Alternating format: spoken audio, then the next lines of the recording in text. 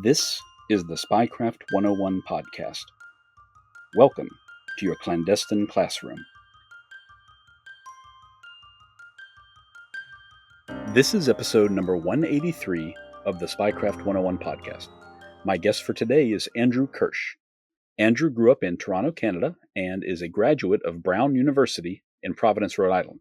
He worked as an investment advisor in London before applying for a position with the Canadian Security Intelligence Service, or CSIS. He spent nearly 10 years as an intelligence officer, working in several positions, including analyst, investigator, and as a special operations team leader. He now runs the Kirsch Consulting Group, a risk advisory firm based in Toronto. I invited Andrew onto the podcast to discuss his career, which he wrote about in his book, I Was Never Here: My True Canadian Spy Story of Coffee, Codenames, and Covert Operations in the Age of Terrorism. Andrew's memoirs, which were published in 2022, and was the first autobiography ever written by a former CSIS employee. But before we get into this story, I want to tell you all about an educational tool you are not going to want to miss. It's the Gray Man Briefing Classified. You'll get breaking news updates from all over the world on topics that include planned protests and riots, low-intensity conflicts, natural disaster alerts, cyber attacks, supply chain disruptions, and more. You'll also get access to articles that help you build your own skills, including urban survival, home security, counter-surveillance, escape and evasion techniques, and more. And this is much more than just a newsletter in your inbox. Joining the Gray Man Briefing Classified also includes invitation-only channels on the Telegram and Signal apps for convenient real-time updates. The newsletter subscription is normally $5 per month, but if you use the code GBC Spycraft, you can save 20% each month for the life of your subscription. I'm already a member myself and have been reading and learning a lot since I first subscribed. Look it up yourself at graymanbriefing.com. That's Grayman, Graymouth and A, graymanbriefing.com. And use the discount code GBC Spycraft to save 20% right from the start. Andrew, thank you for being here. Thank you for having me. Of course. After so many episodes, 182 up to this one, I've never discussed CSIS before, so this is a great opportunity for me. Yeah, there's not a lot out about the Canadian Intelligence Service. We don't have the same kind of Hollywood cachet as our American counterparts or British or many others. So it's nice to be able to talk about it and maybe shed some light on it. Yeah, I really appreciate it. So because you wrote your memoirs and because this was apparently just about the first time that that's happened, was there any kind of a pre-publication review that you had to go through, like an approval board or anything like that, like so many of my former CIA guests have?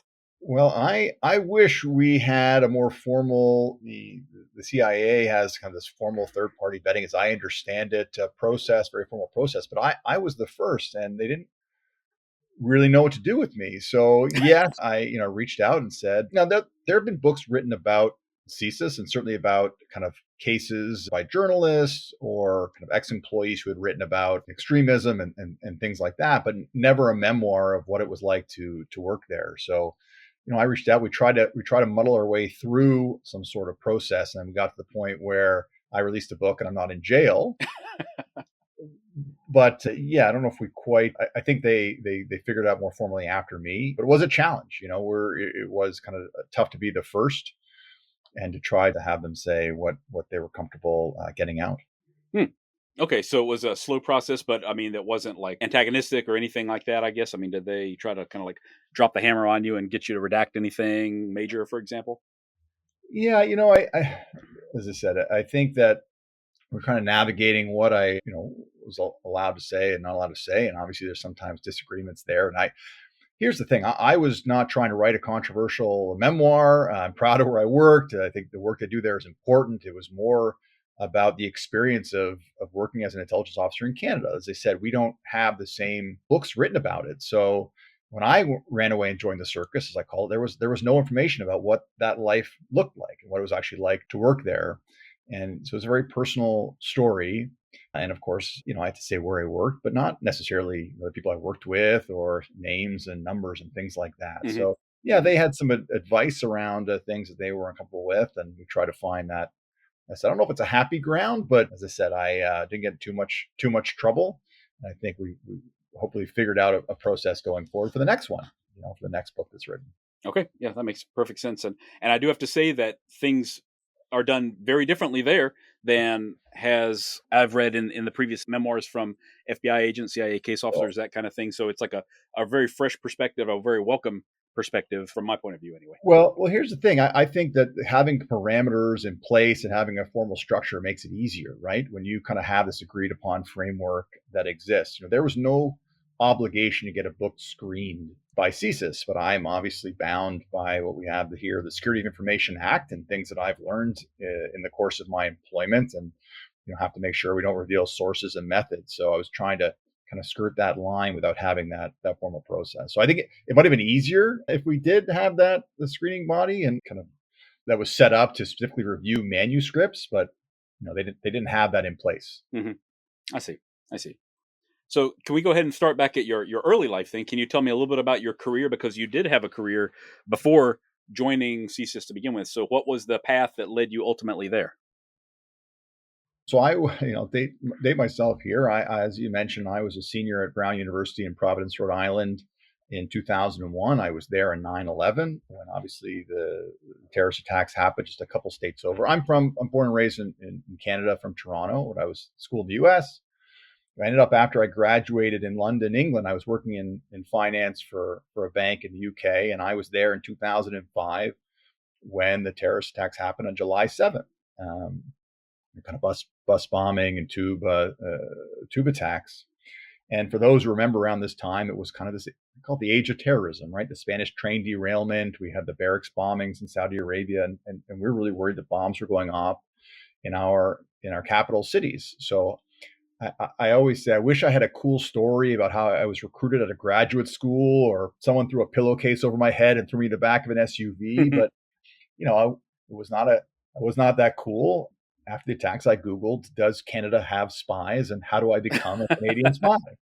And that took me to an online, government portal with an application where I could submit a CV and a cover letter. And there was a generation of us that, as I said before, kind of ran away and joined the circus, that came from many different backgrounds, educational backgrounds, professional, personal backgrounds, that just felt like there was something going on in the world, and we wanted to get involved, and we wanted to help out. So I didn't have dreams growing up of being an intelligence officer. I didn't study that in school. It just felt like that was something important to do at the time. Okay, I see. And you mentioned you didn't know a whole lot about CSIS at the time, and there's really not a whole lot of, I guess, easily available information. Can you tell us a little bit about the agency, like its history? I understand it's a fairly new organization. I wish someone else had written a book before I got there, to be honest. So yeah, CSIS was created in 1984, kind of following, we had our own domestic incident, the FLQ crisis in Quebec. The RCMP, our local law enforcement, federal law enforcement, had kind of been in charge of the intelligence collection, and were found to have overstepped during this conflict, this domestic issue. And so they had a royal commission, and they decided to separate and create a domestic intelligence service that was different from law enforcement. And so, to put this into context, people here, I worked at CSIS in Canada, they say, oh, you must be like the CIA. But here, our intelligence service is strictly a domestic human intelligence service, obviously different than the CIA. And so then they'll say, oh, you're like the FBI. And we say, well, not exactly, because the FBI obviously has enforcement powers that we don't have, that more aligns with our Royal Canadian Mounted Police. So the CSIS is exclusively a domestic human intelligence service. There's some allowances to collect abroad, but largely as it relates to threats to the security of Canada. And we don't have. People think, oh, you must have a foreign intelligence service.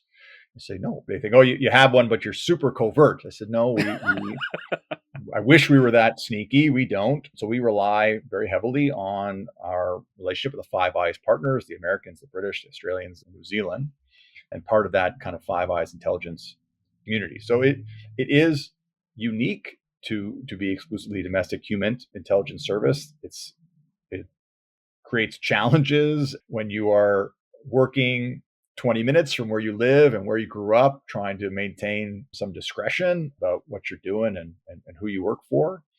And that's, as I said, part of the fun of it, and why I wrote a book to explain that, explain that part of it to people who are interested in joining CSIS. Yeah, I'll add quick. Sorry, if I can. The mandate Sure. is to collect, analyze, and advise government on threats to the security of Canada, and we have 4 threats espionage and sabotage, foreign influenced activities, terrorism, and subversion. So that's kind of the mandate I feel I should mention. Okay. Yeah, all of that makes sense. It sounds like a lot, but like you mentioned, it really is a very narrow scope in the whole breadth of Mhm. like law enforcement intelligence activities. Yeah. And that was one of the most unique parts to me was the idea that you are working close to home, but specifically in a human intelligence capacity as opposed to law enforcement or something like that. So I know that created some complications for all of you and for you specifically, which we'll get into later on, I'm certain. So after you applied, you didn't know a whole lot going in. Can you tell me a little bit about like the timeline and the application process and training, that sort of thing? Yeah, it's a long, I don't know how it is for the US. It was a long process. They were in the hiring frenzy. This is kind of a post 9/11 environment. They're ramping up, Mm-hmm. making sure staff and public safety.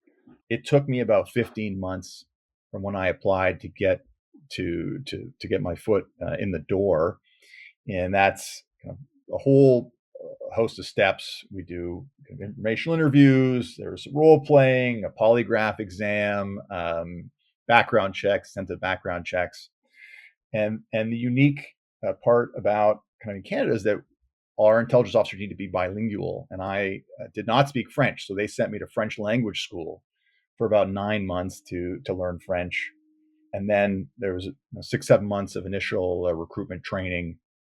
Once again, running around, kind of learning what it is to be an intelligence officer, learning more about the mandates and how to meet folks and what do we do? How do we write reports and all the kind of ins and outs of kind of day to day intelligence work. We're unique here as well that we ask our intelligence officers to have kind of two roles. There's the analyst role, which is overseeing a national security investigation, reading reports, getting reporting from our partners, and synthesizing large amounts of information into intelligence analysis pieces or to task collectors. And the other role that the intelligence officers have to serve is as a collector, kind of a field investigator, knocking on doors and collecting information.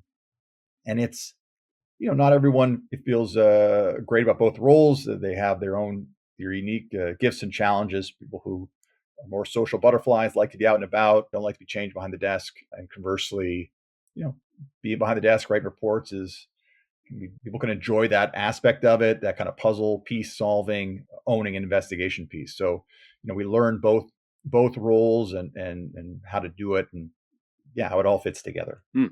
Yeah, certainly certain people can just like flourish in very different environments, and it's good to see both of those. Well, and you learn quickly. Like if you're a collector and you go out and knock on a door and have a great conversation with someone, you get them to open up to you and you build rapport. Like you got to be able to articulate that in a report.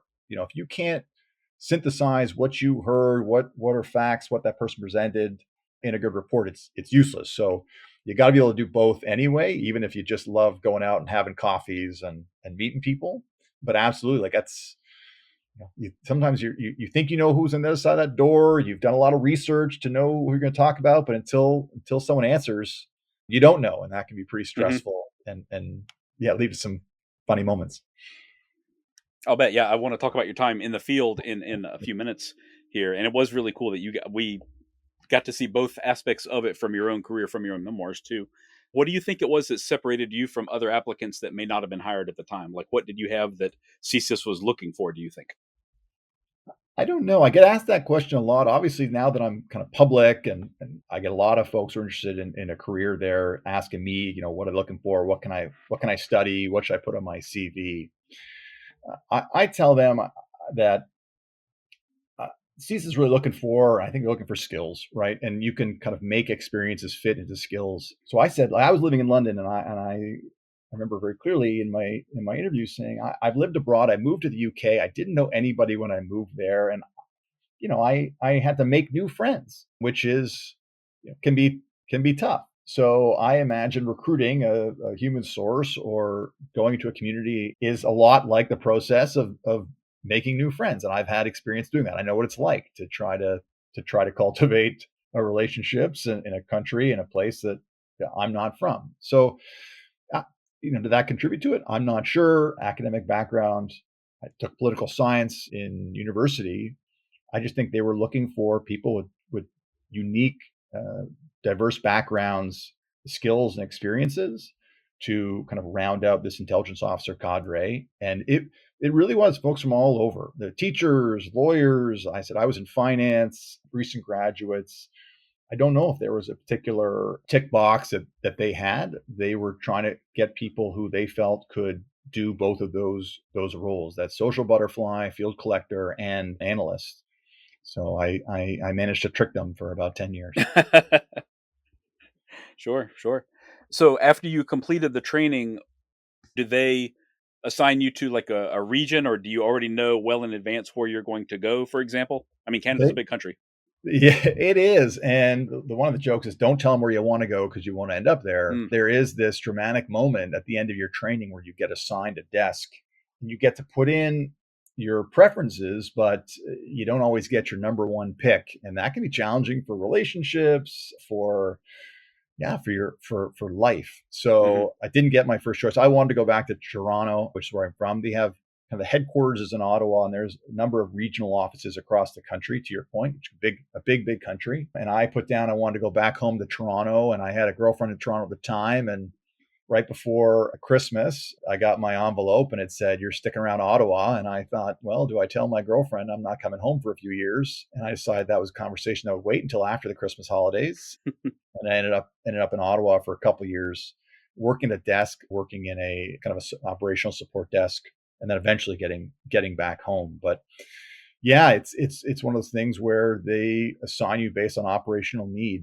And at the time, they needed people in Ottawa, and the joke is that now they need people in Toronto and some of the more expensive cities they're having trouble Mm. recruiting into. So Yeah, you cost of living, major factor, cost of definitely. living is tough, and if you're making the same money in one kind of city that's less expensive than the other, then obviously it makes sense. So I'd say the joke on the files is you never buy the book until you are sitting at the desk.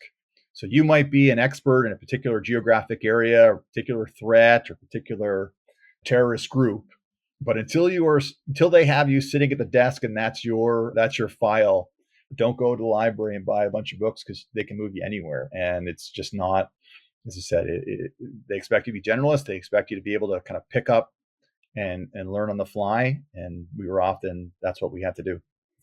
Okay, okay, I see. So, other than not getting your first choice location, did CSIS kind of like meet your expectations, meet your hopes with that first assignment? I had a good run, so I shouldn't complain, and I don't complain.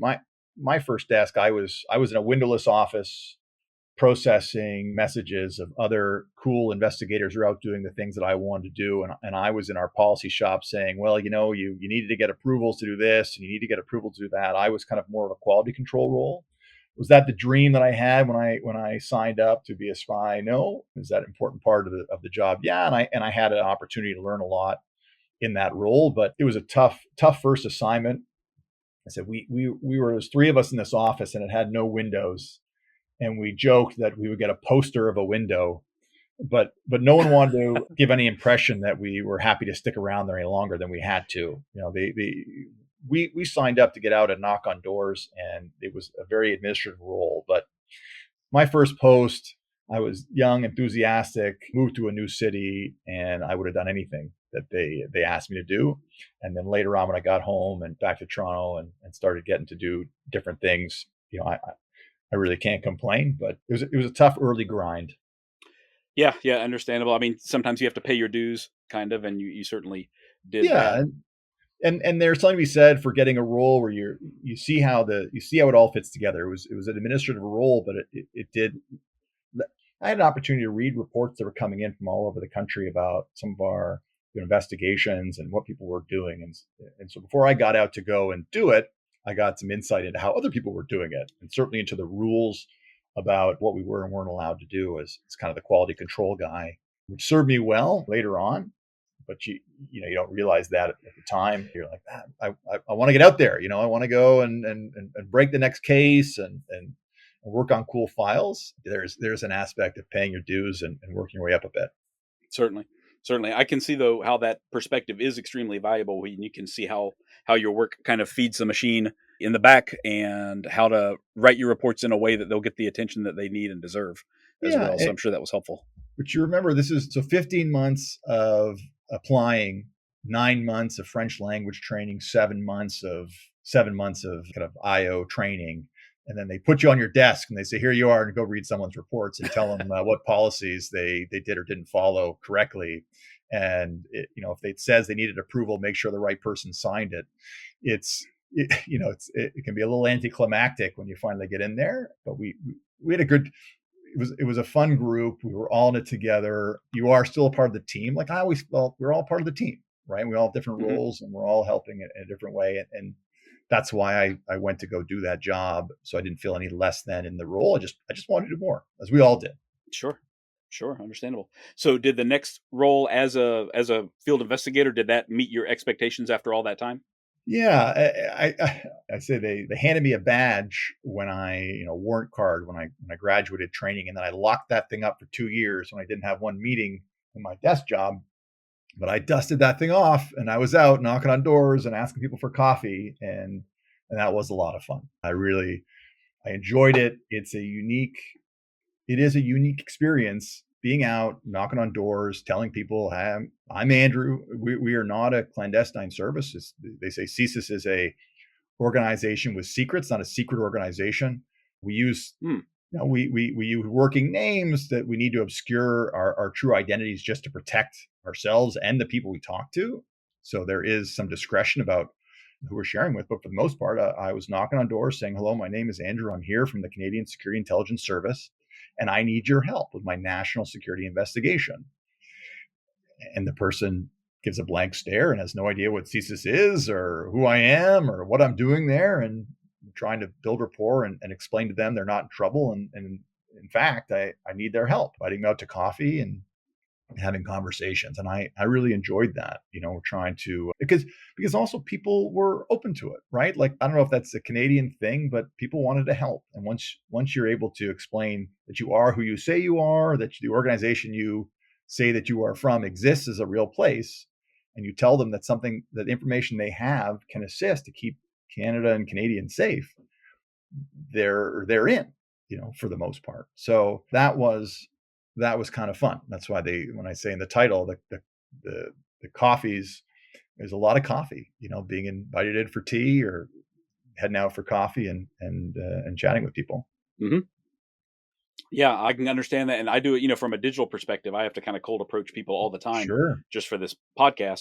And it doesn't always work out, but it's worked out quite a few times in the past. So it's whether you're an introvert or an extrovert, that has to be done no matter what. So would you describe yourself as more of an extrovert, you think, or more of an introvert? No, I'm an introvert. And I think that's maybe surprises some people, just in the sense that I'm comfortable talking to people, but it takes a lot of energy. And I feel like I need to, after meeting with folks, like I just need a little time to recharge the battery. I think that's kind of the difference between the introverts and the extroverts. The extroverts, I believe, kind of get energy from the social situations. The introverts, it takes a lot of energy. It didn't necessarily impact my career at all. It is an odd choice if someone's introvert to say you're going to go and part of your job is to knock on doors and meet people. It's just kind of part of it, I guess. Yeah, I enjoyed what I enjoyed about it too was that talk a lot about it, and I could really separate the life. So that maybe appealed to the introvert part of me. Like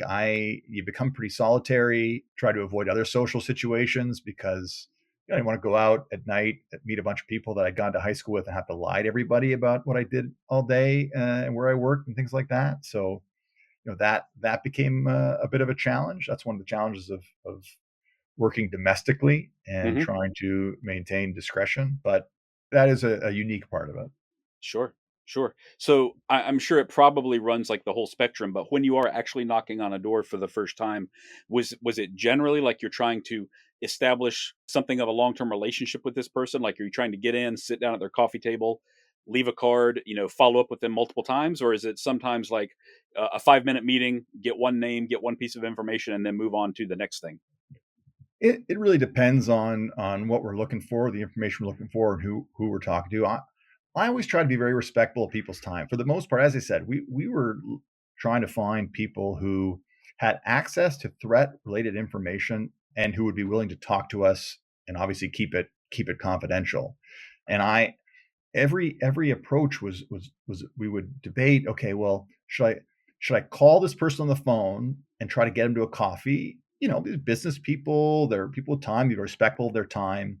They didn't always want you to show up at their front door or show up at their Hmm. office, and surprise them and cold call them. So there's that aspect of, look, I'll call them up and we'll schedule a time that's convenient for them without being able to say too much on the phone. So you don't want to get a situation where you're on the phone, the person doesn't believe you, you're going back and forth, and I think, oh, I should have just gone and done this in person, right? That I could have shown them my badge and they could see I'm a real person, and we could have a conversation on the doorstep. So it kind of starts with figuring out how to approach the person depending on what you want, and how much time so it might take to build that rapport. You learn pretty early on never want to call anybody on a Friday, and they'd say, I can't meet this week, and then they got to worry about it all weekend long. So generally, it would depend on whether it was a solitary piece of information that we needed. If we were looking to build, we're always looking to build a long-term relationship. I don't want to say that it was that transactional. Often we were getting out into the community, meeting with people who, by the nature of their job, position in the community, social network, might have access to information that could advance a national security investigation. Often there are community leaders that people go to when there's a problem, that kind of have a handle on what's going on in the community. And we wanted to build relationships with those people so that if they heard something was wrong, they could give us a call. Or there were instances where, we had somebody we were interested in, need a little more information about, and we would figure out who was close to them that might have access to that information, that who would be approachable and amenable to sharing it with us. And that can be obviously a little more specific to a case. Rarely, I say, wouldn't aim to be a one-off. It was, look, this is who I am, and hopefully we can continue to meet. And if things come up, I want to have that relationship of trust where I can ask you a question, and you can also feel comfortable approaching me.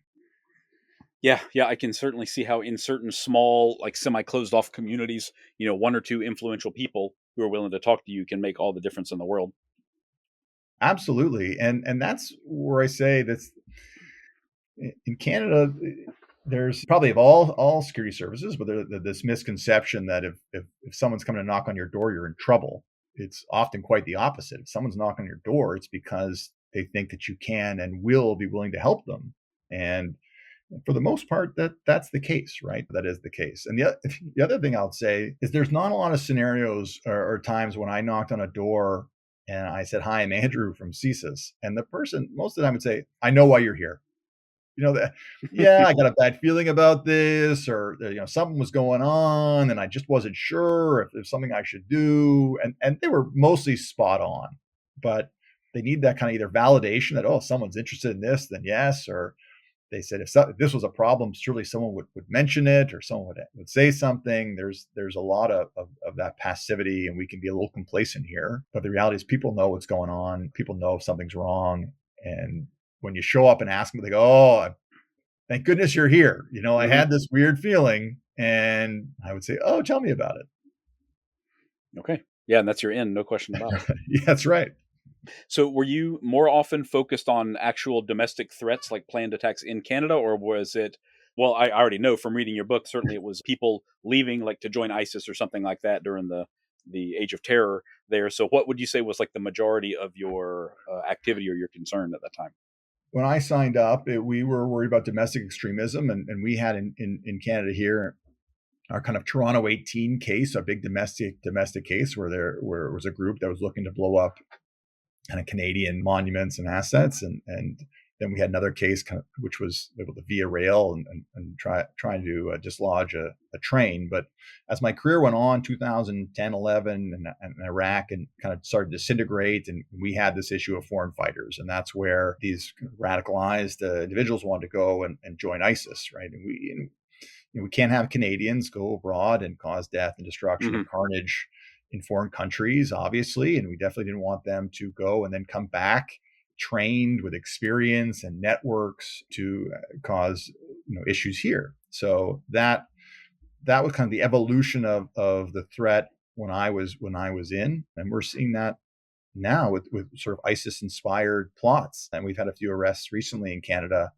where they were allegedly accused of being ISIS inspired, targeting domestic communities. So it never goes away. Maybe sometimes the target changes, but there is this constant kind of threat of radicalized and extremist folks.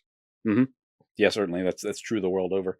So, did you, in all these interviews that you have, did you have any like especially memorable ones where it went really really well, or maybe it went really really poorly? For example, something you could share with us, Yeah, even in I tell this. generalities, maybe. Yeah, no, of course. So I'll tell this one story. I said I was looking. We had received information from the Americans about a gentleman who was suspected to be maybe affiliated with, the supporter of. It was very gray language of Al Qaeda. Okay, and so we had this kind of gray language means we got to track it down. Threat to this person's in Mm-hmm. Toronto and suspect to be a threat. So I go and I look around and I try to find, okay, how are we going to get this information? I find his ex-wife, and I think this is fantastic, right? Because she'll likely know his friends and associates and political views, and she'll hopefully be willing to tell me about it, right? As an ex-wife. So I went and I knocked on her door and I said, hello, my name is Andrew. And I did my spiel and I said, can I talk to you? And she said, of course, come on in. And she made some tea, and she sat down and I sat down and her ex-husband sat down. And I thought, what are we going to talk about for the next hour here? Hey, how's it going? How are you doing? Yeah, CSIS just comes to talk to everybody. And so I don't know, just it never went 100% the way you thought it was going to go. Wasn't often that sideways. I've had the police called on me. People didn't believe I was who I said I was. Often, as I said, have people said who had exactly what you wanted and it were great.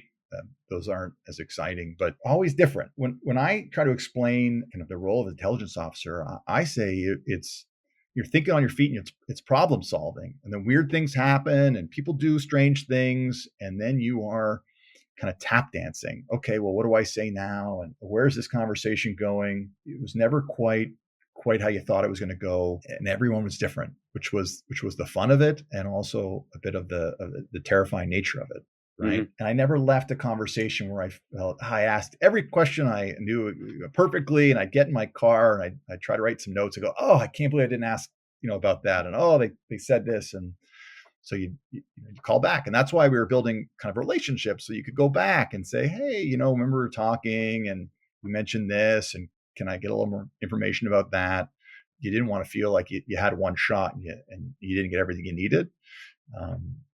And as the aim was to build these relationships. But yeah, that one stuck out as a fun, looking back, fun memory. And you rarely get, not like we're collecting evidence, right? It's intelligence different than evidence. We were collecting information. I wouldn't say ever grabbed the smoking gun, but met some people who really helped and turned into kind of long-term relationships that provided great information. And those were kind of big wins.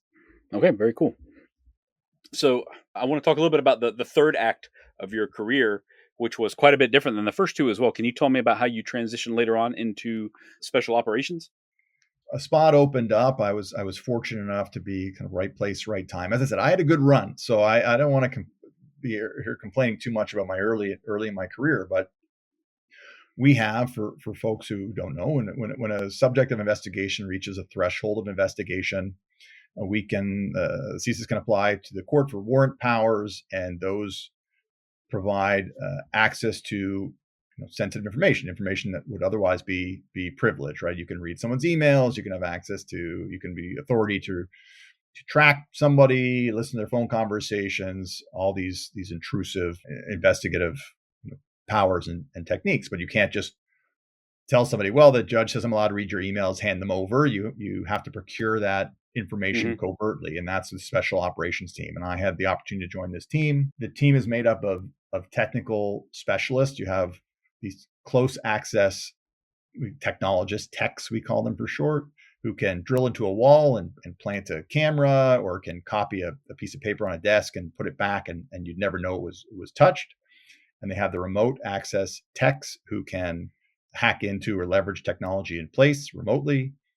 We had a guy who could pick locks. We called him Locks. And if we had to go anywhere that needed open a door, we'd bring locks along. And then around those specialists were a security team. And that was the role that I had, was to be kind of a security team and then rising up to lead these teams.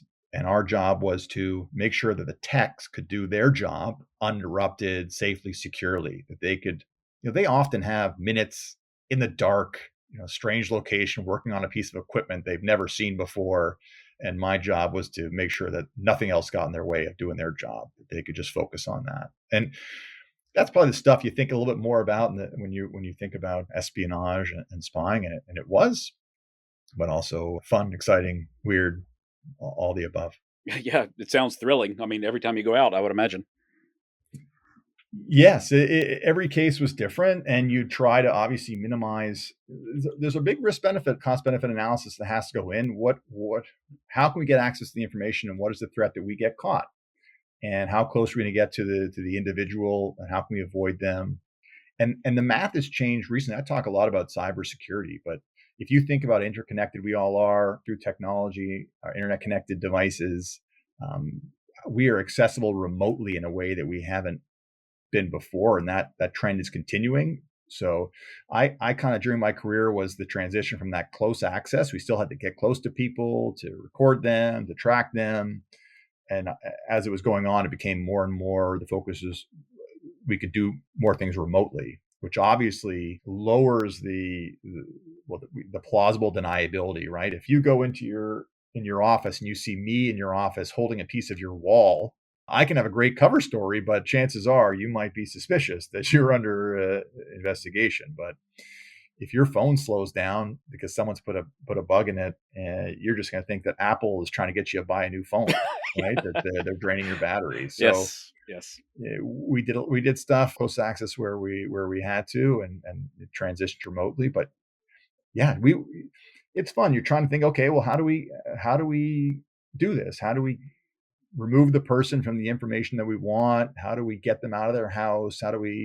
Where is the stuff that we want to get access to? It was a lot of, you think about like a practical joke or just making these plans and then convincing your supervisors to let us try to do it.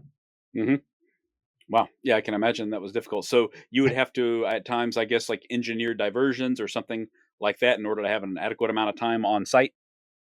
Yeah, you're always trying to figure out what your window of opportunity is. And so it would start with a conversation with the techs, and I'd say, let's say we want to put a listening device in this boardroom, let's say, and they would say, well, how long do we have? And then I'd say, well, you got about 20 minutes in the room, and they'd say, Andrew, for 20 minutes we can tape a walkie-talkie and put it on the counter and go stand in the hallway.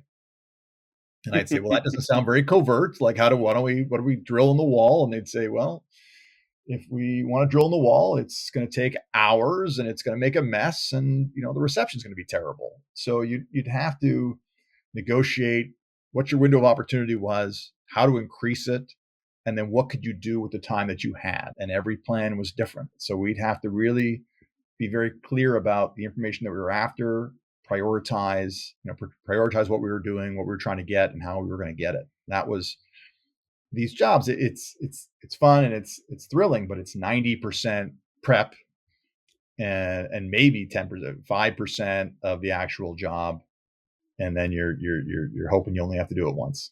Sure. Yeah, I can totally understand that. Were there times when you would have to bring in some like previously unwitting, civilian or passerby or something? Like, I'm thinking of a landlord or a night watchman or anybody like that you would have to know that, we are going to be in the area and you probably will see us, or we need your help or something like that. Yeah, you'd have to figure out what was the least the number of people that you would have to tell, who was absolutely critical if something went wrong, and you try to avoid it at all costs. Like there'd be the case where he said, if somebody stumbles across us, then we would be ready for it, but it's much easier to get a key than to make a key, kind of a thing. Mm-hmm. So if there was some procurement and some assistance, one of my jobs in the security team was to do that, which was to go and say, yeah, what do we need, whether it be technology or access that we can't get ourselves, or that will save us some time or energy, whatever that is. And then figure out at what level we have to go and talk to. So who ultimately will be the decision maker and keep the circle as small as possible. That was really because often you're dealing with if it's a building, these are small communities and everyone knows everybody and you don't want anyone talking. So we just try to keep the circle small and who needed to know. And if we couldn't trust or contain that, then we'd have to find another way, right? There just wasn't the number one rule is don't get caught. The memoir is I was never here. Mm-hmm. That was sort of our operating principle. And if you couldn't do it securely, then you couldn't do it. So yeah, times to bring people in, but limited where we could. Okay. And just like I asked when you were a field investigator, were there any especially memorable operations that you can speak about, close calls or anything like that that you can talk about out in the open? Yeah. So I tell you the one that always sticks with me and I talk about is the first time I set off a car alarm. So so I'm new. The security team kind of changes over. The techs have been there. They're specialists. They've been there for years and years. And we had to go into a car. It was parked in the street. And the tech said to me, he said, Andrew, I can turn off the alarm. Right? He said, I can open the door, I can turn off the alarm. I can't stop it from going off. But when it goes off, you can't run. And every bone in your body is going to want to run because you are setting off someone else's car alarm. But if someone's looking out that window and they see someone set off alarm and two guys run away from this car, well, they're going to think something's wrong. But if they look out their window and they see two people who are standing there fumbling in their pockets looking for their keys, Mm-hmm. they're going to think, look at these jerks, turn off your alarm. Why do you set off your own alarm? And so I got this pep talk and we walk up to this car and I clenched, I had my fists, and it took every bone in my body not to run. And I knew I couldn't, I wasn't supposed to, but it really was. It felt like, your instincts are take off and it gets easier every time. But I just remember that, like, even just walking up to it and knowing you can't run, when you do it, you want to run. I'll bet. But yeah, I know the key to this and so many other things is just acting like you belong where you are. So It's not weird. The kind of the rule of thumb is it's not weird unless you make it weird, yep. right? Yep. It's not weird unless you make it weird. And I wish, I wish I worked in the time of Ubers. I could have sat in a car anywhere. I'm an Oh Uber yeah. driver.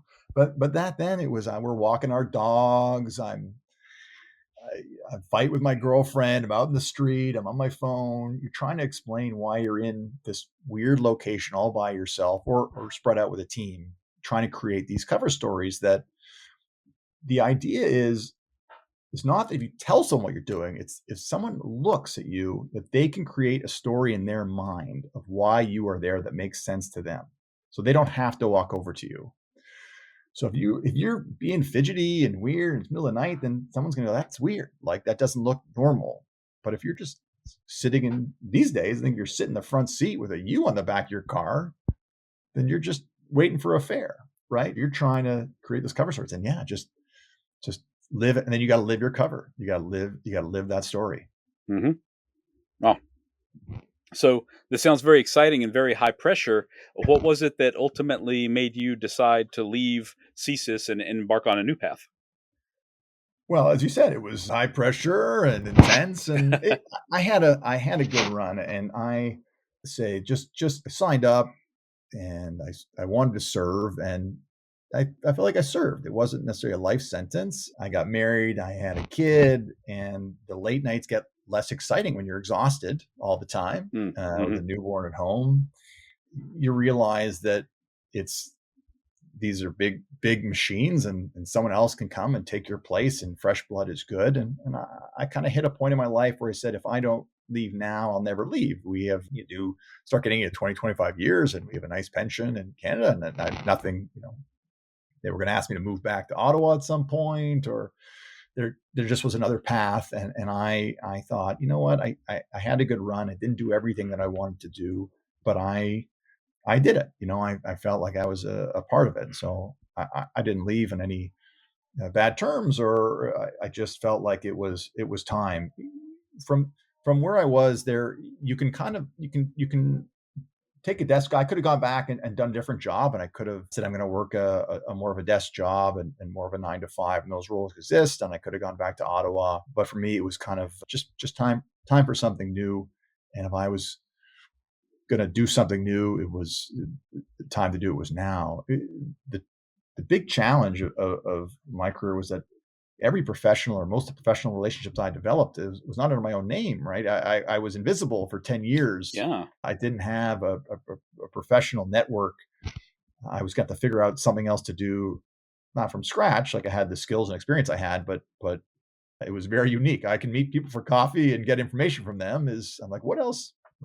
What other jobs require that? What am I going to do? So I kind of wanted to be out. For me, it felt weird to shoot a CV around with my name on it and then be super secret during the day. So I said, I'm just going to leave and figure it out. Mm-hmm. Yeah, I can totally understand that. And honestly, the the people skills, like kind of the intangibles, really are one of the most important that you can develop, I think. And it's the hardest for so many people to develop, and getting harder every year, as a matter of fact, in my opinion. I got a lot more confidence as I went along. What happens too is when you knock on the door, or even in special operations and procurement, there are there are the kind of questions that people ask, right? It's not scripted, but who are you? Why are you here? What do you want with me? There's kind of you still start building your repository of responses to those. Am I going to get in trouble? Do I need a lawyer?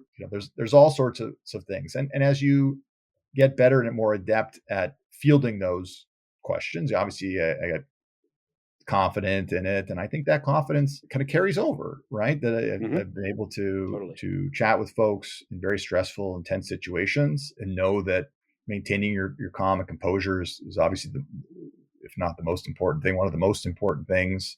Yeah, that interpersonal skills, having just a little bit of confidence in that from being in so many strange and unique situations, I think has served me well in my post CSIS career. I bet. I bet. So, can you tell me a little bit about your consulting group then? I mean, was that a fairly smooth transition from the service?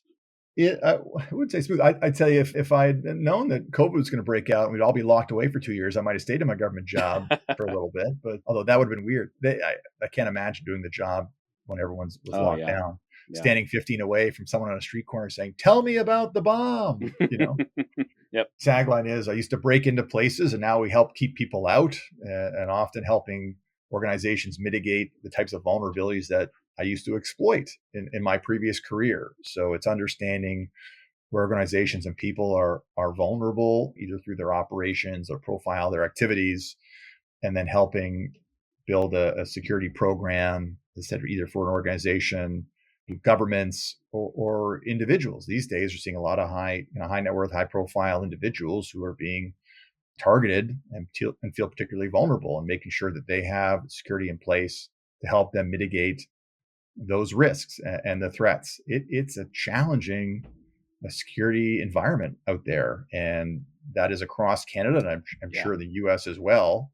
And people don't feel great about the security, and organizations maybe aren't set up to manage or optimized to manage the existing security threats and risks they face, right? The threats you faced before are not the ones that you're facing now. And whether that's protests or encampments or hyper aggressive individuals or even insider threats and risks, it's important for folks to have an understanding of the threats and risks they face, have an honest evaluation of their existing security in place, and then have a third party come and help them optimize their program to make sure they're appropriate, what they have is appropriate for what they're facing. And that's what we try to do.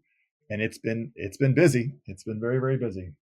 Great, great. I'm glad to hear you're staying busy. And you're right. I do feel like the threats are changing just faster and faster and faster all the time.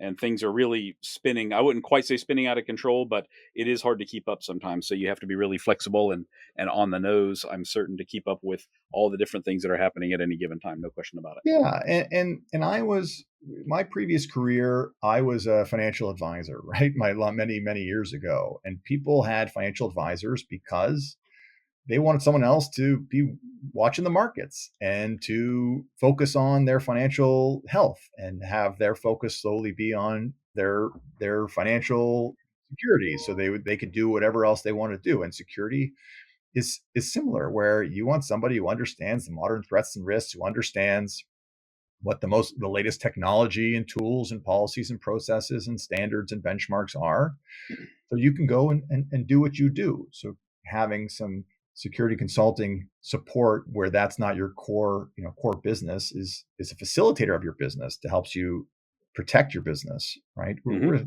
especially on the cyber side. I do a lot of physical security. What's a day of your operations worth, right? What's your reputation worth? What's your peace of mind worth? People are struggling out there, and so to have somebody and have a company with folks with my background who can say, look, this is where I think you're vulnerable. This is what we would have done. Let's help you tighten this up so you can sleep a little better and feel a little better about yourself and your organization too, to avoid having an issue or an incident. Yeah, makes perfect sense. And it sounds like you're perfectly positioned with both of your careers, as a matter of fact, to really give people peace of mind and help them get right.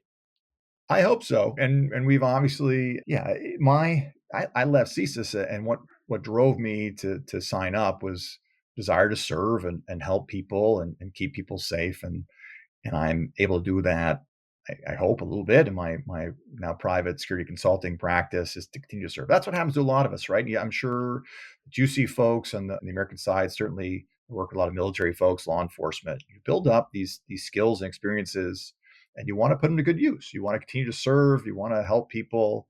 So that's the nice part about what I do. The sad part is that I'm often having to help people who are scared or have been through an incident, who are feeling uneasy. And if we can make them feel a little bit better and help protect them and make them feel safe and secure, that's it's not a bad day. Fantastic. Well, I really appreciate your time today, Andrew. For those of you who are listening, I strongly encourage you to pick up the book, because it is something very new. It is a breath of fresh air, because as you can see, they do things a lot differently at CSIS than some of the other organizations I've talked to. So it's a really good perspective there. Make sure that you pick it up. It's from Andrew Kirsch. Title is I Was Never Here. We'll link it up in the show notes as well. Andrew, do you have like a website or anything that people can look you up on if they want to follow along after they listen to this interview? You can get me at kirschgroup.com, KIRSCHGROUP.com. And I do videos on YouTube, a YouTube channel under Andrew Kirsch, talking a lot about those are what it's like to work at CSIS and give some advice to people applying, and definitely that unique Canadian angle. I very much appreciate. We're a unique bunch. One of the reasons I wrote the book. So for Canadians who want to learn more, or anyone else who wants to learn more, Kirsch Group. And then if you need any security support, absolutely, in Canada or anywhere, please don't hesitate to get in touch. But kirschgroup.com is where you can find me. Okay, fantastic. I really appreciate your time, Andrew. Thank you so much. This has been really enlightening. Thank you. Take care. Bye now. If you're interested in more of Spycraft 101, look for my page on Instagram at Spycraft 101. You can also find more great articles on my website, spycraft101.com. Thank you all for listening, and I hope you'll stick around, because there's lots more to come. Disclaimer. This podcast is for entertainment purposes only. The stories and statements expressed herein are experiences and opinions. They may not reflect the views of the host or the production studio. It's okay if you disagree with our content. No piece of media is right for everyone. If you love Spycraft 101, please check us out online, on Instagram, on YouTube, and especially on Patreon. Thank you for listening.